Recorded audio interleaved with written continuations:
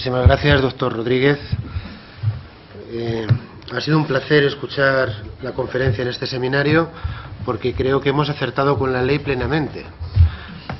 Todas las cuestiones que se han planteado en la conferencia como fundamentales para la mejora o para adquirir un poco más de calidad en los sistemas educativos están contempladas, por lo menos en el espíritu de la ley, que son la autonomía, las competencias clave que tienen que adquirir los alumnos al finalizar la educación básica y obligatoria y también en el bachillerato, las evaluaciones externas para señalizar los aprendizajes, el inicio de una formación profesional básica que a su vez contempla las competencias del aprendizaje permanente, la introducción de las tecnologías de la información como un elemento que ayude al desarrollo de la práctica docente, una flexibilidad curricular, no tanto como en Finlandia, pero que sí que establece un currículo básico en el que los centros tienen una autonomía grande para poder decidir qué es lo que enseñan cada curso, siempre que al final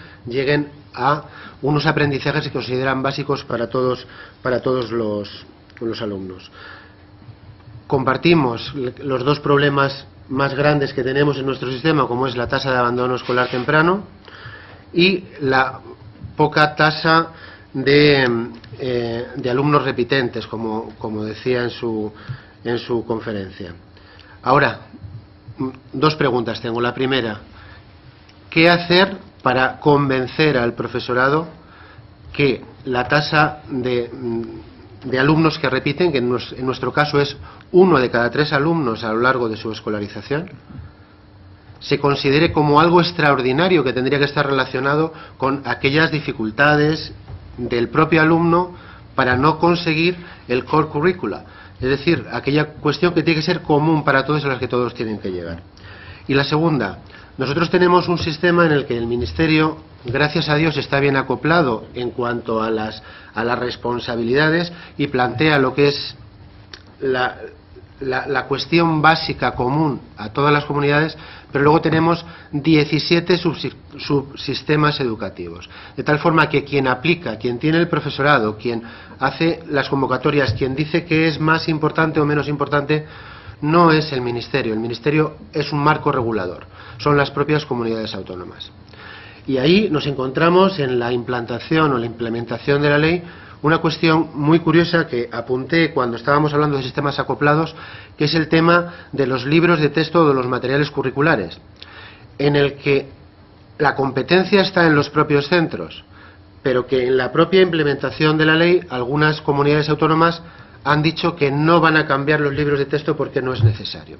Es decir, planteamos una concepción curricular totalmente novedosa, en el que damos mucho más importancia a todas las habilidades no cognitivas directamente, sino otra serie de habilidades que son mucho más competenciales, y nos encontramos con la paradoja de que para poder implementar ese currículo los responsables de las políticas educativas dicen que los libros de texto no hay que tocarlos, no hay que cambiarlos. Entonces, esas son las dos cuestiones. Muchas gracias. ¿Quieres que tomemos estas o tomamos otras y respondemos? ¿Por qué no abrimos a 2 más y hacemos grupos de preguntas?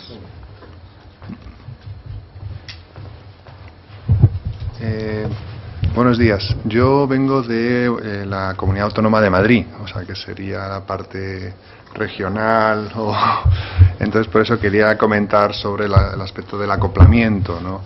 Un poco la impresión que tengo de su exposición es que es mejor, esa es mi impresión, no sé si es correcta, cuanto más acoplamiento haya, ¿no?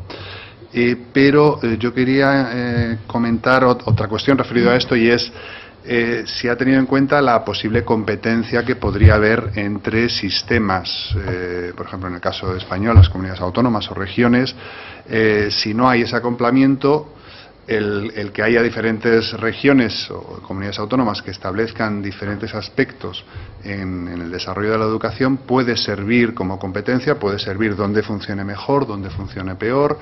De hecho, una de las cosas que se dice desde el Ministerio en la ley es que, bueno, pues en algunos desarrollos de la ley han seguido aquello que algunas comunidades autónomas han empezado a establecer.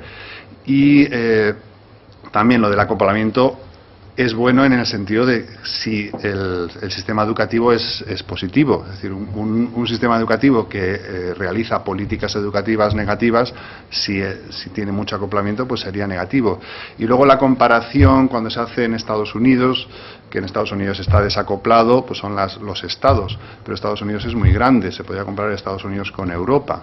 Entonces, en Europa habría diferentes sistemas educativos, el finlandés, el polaco, el francés, el español o el madrileño, el catalán, y existiría también una especie de competencia, ¿no? Todas las evaluaciones internacionales al final nos están diciendo, bueno, pues este sistema funciona mejor, Polonia funciona mejor, Finlandia funciona mejor, y eso serviría un poco para esa competencia. Los economistas lo hemos estudiado en otros aspectos, por ejemplo en la política fiscal. Estudiamos la competencia fiscal, el hecho de que las regiones puedan establecer diferentes impuestos y al final pues va dando una competencia y va haciendo. Entonces quería simplemente pues comentar a todo eso. Tomamos una más en esta ronda y si la hay. Pues lo primero, muchas gracias por la presentación. Y yo tenía dos preguntas, ¿no? La primera es, tomó en la primera parte de su presentación, parecía la evolución del mercado laboral como algo de alguna manera estática o predecible, en el sentido de que bueno, tiene unas proyecciones para lo que va a ocurrir y el tipo de demanda de skills cognitivas, no cognitivas, etcétera. Y es una pena que no tuviera a España ahí, porque yo no tengo demasiado claro si la evolución de esa demanda va a ser como la de Estados Unidos o como la de Turquía, ¿no? que tenía allí.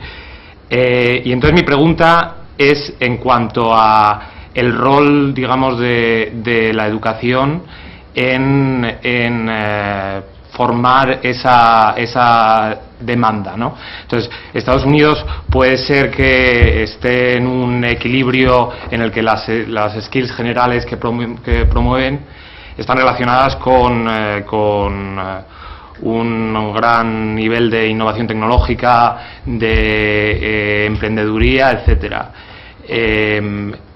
Yo no sé si usted tiene una posición en cuanto a cómo puede el sistema educativo generar ese tipo de contribuir a generar ese tipo de economía que quizá no sea tan evidente como pues hacer que más gente tenga skills generales más desarrolladas. Esa sería la primera pregunta.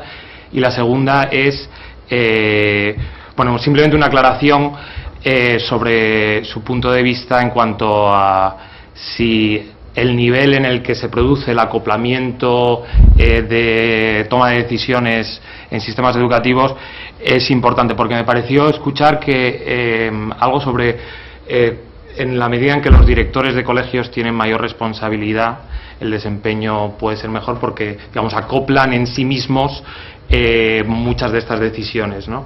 Entonces, no sé si, digamos, un buen sistema educativo para usted pues puede acoplarse, pero acoplarse en diferentes niveles, ¿no? O sea, acoplarse en el sentido de que haya una interacción grande y efectiva entre algo como el Ministerio y las consejerías, o si necesita que sea a nivel muy local, a nivel de centro educativo, donde se produzca una mayor responsabilidad en cuanto a la toma de decisiones.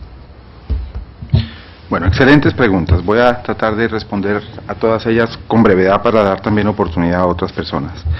En el tema de repitencia y abandono, ¿cómo conversar con el profesorado? O sea, ¿cuál es yo creo que hay un reconocimiento general de que el tema del abandono es un tema de alguna forma cultural. O sea, ¿qué descubrimos nosotros cuando empezamos a estudiar los países con alta repitencia? Y la repitencia inevitablemente lleva al abandono, porque nadie de 17 años quiere estar en un curso en donde está estudiando con un texto de Mickey Mouse. Y es que hay países en donde encuentra uno que la repitencia es tan alta que la extraedad es enorme. Niños de 17 años en el tercer año de secundaria, etcétera. Yo pienso que es un problema de formación de maestros. Y en el siguiente sentido, ¿qué encontramos cuando investigamos, cuando observamos los lugares de alta repitencia? Y esos estudios los hemos hecho fundamentalmente en Brasil, que es el campeón mundial de la repitencia. Encontramos que la repitencia, o la amenaza de la repitencia, estaba siendo utilizada por los maestros como un instrumento de administración en el aula. Es decir, estos muchachitos me están volviendo loco, el que se porte mal va a perder el año. Cuando eso es utilizado como un instrumento de administración en el aula, lo que le sugiere a uno es que ese profesor no está equipado con técnicas de administración y control en el aula. No estoy hablando de contenido, no estoy hablando de pedagogía, estoy hablando de estrategias y técnicas mediante los cuales se enseña a grupos de niños de diferentes edades. Y fuimos un paso más atrás y encontramos que la formación de estos profesores, y no sé si sea el caso en España, era altamente teórica. Es decir, estos profesores se podían sentar contigo y te hablaban de Piaget y de Vygotsky y de todo, pero no podían manejar la sala de aula. Su formación antes de llegar a la sala de aula era una formación profundamente teórica. Y por lo tanto, la conclusión fue que hay que modificar la formación pre-práctica. Muy difícil, porque entonces entra uno a hablar de los currículos de las escuelas de educación. Y Ave María, ¿quién se va a meter en la autonomía universitaria? Pero la realidad es que el problema es la formación del maestro. El problema es que mientras que la formación sea teórica y ese maestro tenga que acudir a la repitencia como una amenaza de administración de aula, pues la va a usar. Y la usa en detrimento del niño, de su familia y del sistema.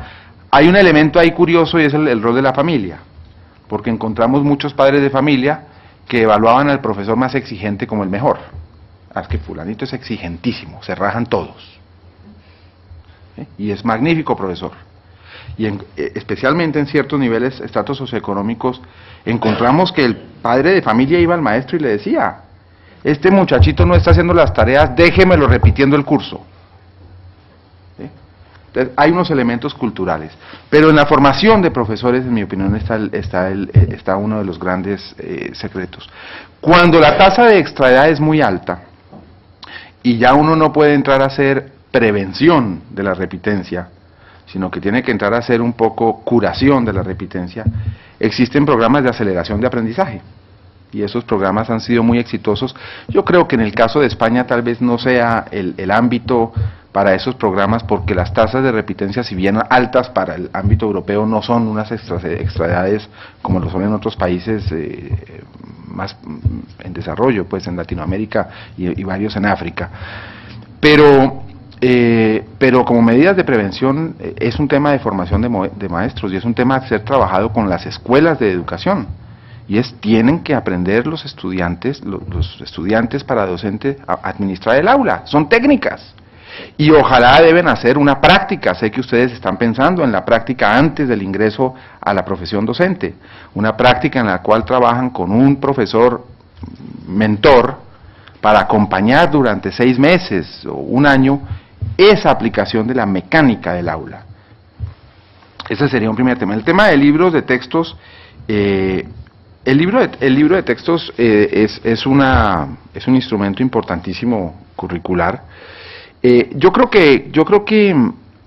sospecho que este problema se va a resolver solo, francamente, porque creo que en 5 años no va a haber libros de textos. ¿Sí? Muy pronto pues estará todo en acceso abierto en el internet, y entonces, más que el libro de texto guiar el currículo, pues va a ser la evaluación la que guía el currículo. Y creo que los Estados Unidos han entendido esto muy bien. Ellos están implementando evaluación nacional, no libros de texto nacionales. porque saben que los estudiantes obtienen su libro de texto ya en el Internet, y que en últimas entonces es más un elemento de evaluación el que está guiando cuáles son las competencias básicas, este Core Common Curriculum del que estábamos hablando. De modo que creo que ese problema se resuelve solo, puede que no, pero creo que sí. A tu pregunta, pido excusas si transmití el mensaje de que acoplamiento significa centralización. No, de ninguna manera. Ni mucho menos en lo nacional. El acoplamiento sucede también en la escuela, y es más efectivo en la escuela. Es más efectivo cuando la escuela tiene la autonomía para tomar decisiones a nivel local que le permiten coordinar mucho mejor el tipo de servicios que ofrece. Ahora, como nos muestran los análisis de las pruebas internacionales, la autonomía escolar no es buena per se. Es buena si hay un sistema coordinado de apoyo en torno a esa autonomía escolar, primero, es decir, si es claro cuál es el currículo, si es claro cuáles son los objetivos nacionales, etcétera. Y es buena si hay rendición de cuentas. Solamente es buena con eso, no es, bueno, demos la autonomía y que decidan, sino hay un elemento de rendición de cuentas y hay un elemento de una estructura clara para que ese director no esté operando en el vacío, sino que esté operando con unos parámetros, si se quiere, estructurales del sistema educativo bastante claros. No es un tema de tamaño. Montenegro es un país de 800.000 personas y tiene los mismos desafíos como puede tener Estados Unidos. Me parece que en tu pregunta, y puedo atarla con la segunda que tú hiciste, el acoplamiento no se refiere tanto a los niveles de gobierno, no es tanto una discusión sobre los niveles de gobierno, porque ese es un tema político, ese es un tema de cómo los estados están organizados. Hay estados altísimamente centralizados y hay estados mucho menos centralizados. Es más un tema de coordinación pedagógica y del sector educativo. Entonces, tú puedes tener un estado altísimamente centralizado, por ejemplo, Kazajstán, donde 100% de las decisiones se toman en el Ministerio de Educación, que presenta elementos graves de desacoplamiento, porque la gente de currículo no habla con la de los exámenes. O puedes tener lo contrario, sistemas tremendamente descentralizados con altos niveles de acoplamiento. Y Polonia es un nivel descentralizado, es un estado descentralizado, hay atribuciones a nivel municipal y a nivel, el equivalente al estado, a los powiats se llaman allá, que tienen atribuciones en el servicio. De modo que no entendamos acoplamiento como centralización, ni lo entendamos exclusivamente en coordinación interestatal, sino más en la noción educativa del término, en la coordinación de insumos en torno a una misma dirección.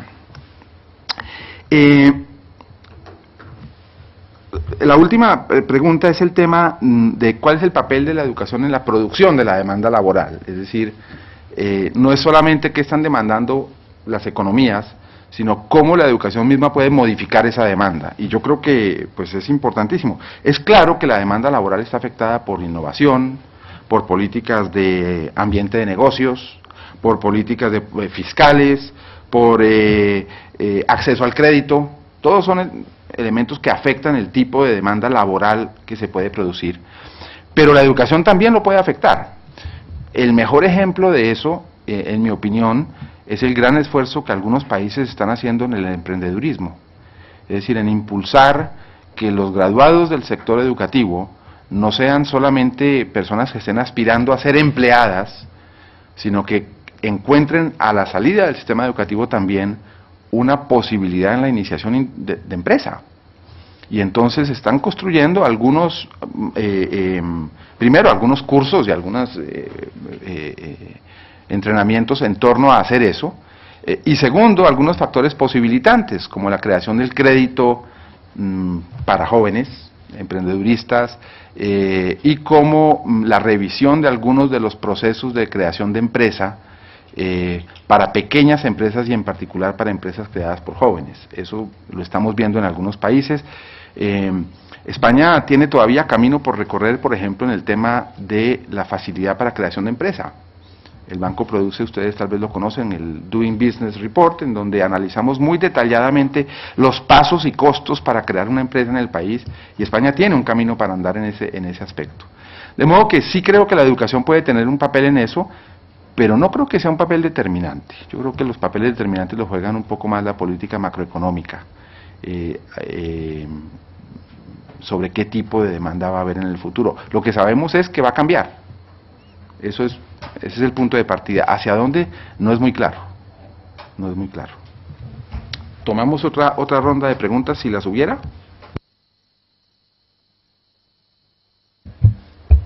Yo sé que tengo dos preguntas.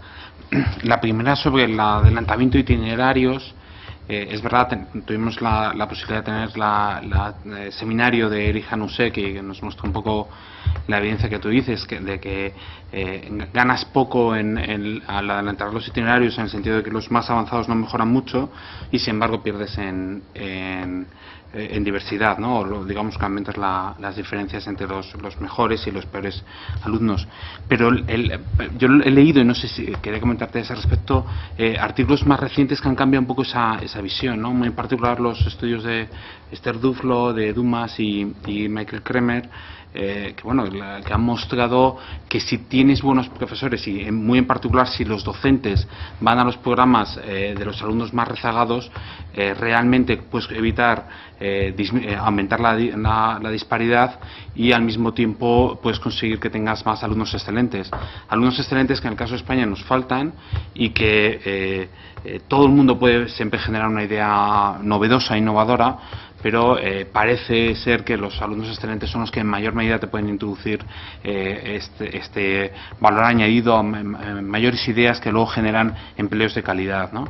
Y por tanto yo creo que será un poco la idea de adelantar los itinerarios en España, conseguir que no aumente la diversidad, pero al mismo tiempo tener más alumnos excelentes que ahora mismo, de los cuales ahora mismo no disponemos, y muy en particular, como tú has dicho, disminuir la tasa de abandono, ¿no? Porque un alumno cuando se planta en séptimo grado, en primero de la ESO, y ve que tiene 4 años por delante de una docencia que no le interesa o no le parece relevante, va a abandonar los estudios con mayor probabilidad que si tiene la oportunidad de diferenciarse anteriormente, ¿no?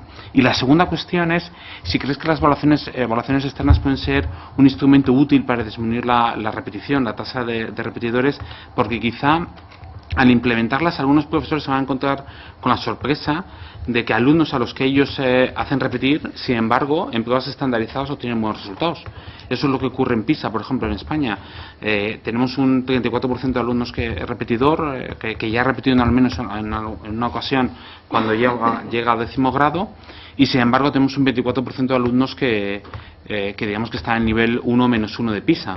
Por lo tanto, hay 10 puntos de diferencia, o podemos decir incluso que un tercio de los alumnos que repite en España, sin embargo, a nivel internacional parece solvente. Y quizá cuando un profesor se encuentre que un alumno que él hace repetir, o que en principio le iba a hacer repetir, sin embargo, en una prueba externa estandarizada tiene un resultado solvente, quizá se lo replantee.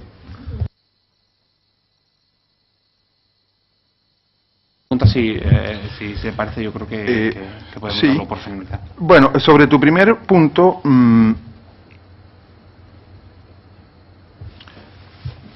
la asignación de profesores, los buenos profesores a los alumnos rezagados, es una política importante y que nada tiene que ver con el adelantamiento de la educación profesionalizante. Yo creo que hay que analizar la distribución de los profesores. Si los profesores más capaces, aquellos que son considerados estrellas en el sistema, se encuentran únicamente atendiendo a los estudiantes con mejor rendimiento y no se está utilizando a esos profesores, por ejemplo, en lugares en donde puedan ser más efectivos con los estudiantes de bajo rendimiento, hay que crear los incentivos para que eso suceda. Hay países en donde, por ejemplo, cuando un profesor revela que quiere ser rector, que quiere ser director de escuela, le dicen, sí señor, bienvenido, primero tienes que ir a trabajar 3 años en este local de difícil desempeño. Entonces, esos son, digamos, políticas que en mi opinión no tienen nada que ver con la educación profesionalizante. De pronto no entendí tu pregunta, pero son cosas diferentes. Las evaluaciones externas para disminuir la repetición, pues, te puedes llevar sorpresa en cualquiera de las dos direcciones, ¿no? Ese es el riesgo.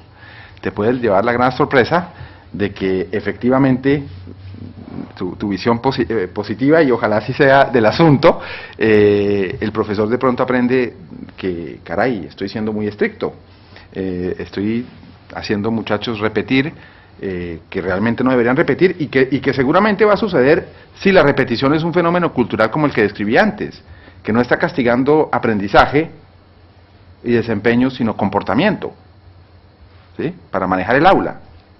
Pero puede pasar lo contrario, y ahí depende de la calibración de las pruebas, ¿no? Puede pasar lo contrario, que es que el resultado para los profesores sea el contrario. Estoy siendo muy laxo, caray, estos muchachos no saben nada, y entonces tal vez deberían repetir más. Ese es el riesgo, ese es un riesgo, y ese es un tema puramente estadístico. Ese es un tema puramente estadístico, la calibración de las pruebas, y es riesgoso.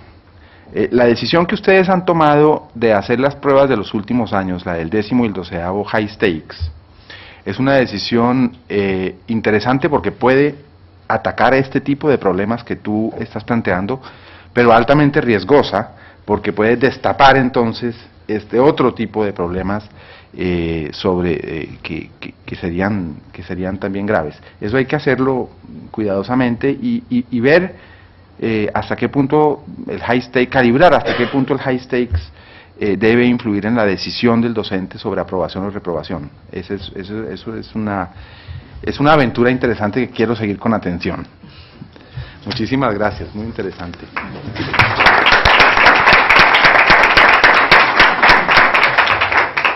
Pues muchas gracias, doctor Rodríguez, por esta conferencia. Muchas gracias a todos vosotros por haber asistido, y espero que a todos nos llevemos una lección aprendida a casa. Muchas gracias. Gracias.